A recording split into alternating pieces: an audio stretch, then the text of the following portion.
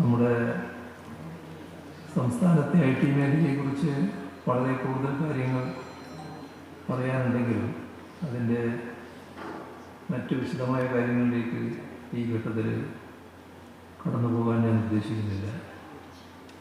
നമുക്കറിയാം, രാജ്യത്തെ തന്നെ ആദ്യത്തെ ഇലക്ട്രോണിക്സ് പ്രൊഡക്ഷൻ കമ്പനി നമ്മുടെ കേരളത്തിലേക്ക്, ആദ്യത്തെ ഐ ടി പാർക്ക്, ആദ്യത്തെ ഡിജിറ്റൽ യൂണിവേഴ്സിറ്റി, ആദ്യത്തെ ഡിജിറ്റൽ സയൻസ് പാർക്ക്, ഇതെല്ലാം ആരംഭിക്കാൻ കേരളത്തിന് കഴിഞ്ഞിട്ടുണ്ട്. രാജ്യത്തെ ആദ്യത്തെ ഐ ടി പാർക്കായ തിരുവനന്തപുരത്ത് ടെക്നോ പാർക്കിൽ ടോറസ് ഡൗൺ ടൗൺ പോലെ ഒരു സംരംഭം യാഥാർത്ഥ്യമാകുന്നത് വലിയ പ്രോത്സാഹനം നൽകുന്ന ഒരു കാര്യം. ഇൻ്റർനെറ്റ് പൗരാവകാശമായി പ്രഖ്യാപിച്ച സംസ്ഥാനമാണ് കേരളം. അതോടൊപ്പം സാധാരണക്കാർക്ക് കുറഞ്ഞ നിലവിൽ ഇൻ്റർനെറ്റ് സൗകര്യം ലഭ്യമാക്കുന്ന ലക്ഷ്യത്തോടെയാണ് കെ ഫോൺ പദ്ധതി ആവിഷ്കരിച്ച് നടപ്പാക്കുന്നത്. ഇവിടെ ഇതുവരെ എടുക്കാൻ 5000-ൽ പരം കുടുംബങ്ങൾക്ക് കണക്ഷൻ നൽകാൻ കഴിഞ്ഞിട്ടുണ്ട്.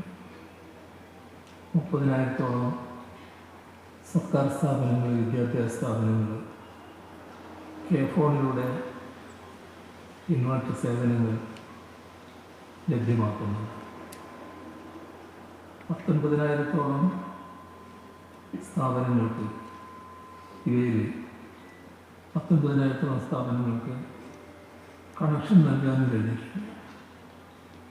അതോടൊപ്പം K5 ഈ പദ്ധതിയിലൂടെ 2023 പൊതു ഇടങ്ങളിലാണ് സൗജന്യ വൈഫൈ ഹോട്ട്സ്പോട്ടുകൾ ഒരുക്കിയിട്ടുണ്ട്. ഇതിനു പുറമെ 2000 ഹോട്ട്സ്പോട്ടുകൾ കൂടി സ്ഥാപിക്കുന്നതിനുള്ള നടപടികൾ പുരോഗമിക്കുക. ഇതെല്ലാം ജനങ്ങൾക്ക് കൂടുതലായി പ്രയോജനപ്പെടണം എന്ന ഉദ്ദേശത്തോടെയാണ് സർക്കാർ സേവനങ്ങൾ ഒന്നടങ്കം ഓൺലൈനിലേക്ക് മാറുന്നു. ഈ തരത്തിൽ സാങ്കേതിക വിദ്യയുടെ ഗുണങ്ങൾ സമൂഹത്തിനാകെ ലഭിക്കണം, അത് ഉറപ്പുവരുത്താനാണ് സർക്കാർ ശ്രമിച്ചുകൊണ്ടിരിക്കുന്നത്.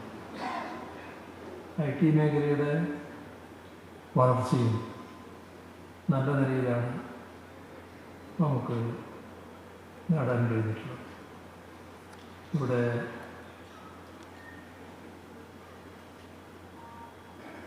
ഏഷ്യയിലെ ഏറ്റവും വലിയ ടെക് ഇന്നൊവേഷൻ സോൺ കൊച്ചിയിൽ സ്ഥാപിക്കുന്നതിനുള്ള നടപടിയാണ് നാം സ്വീകരിക്കുന്നത്.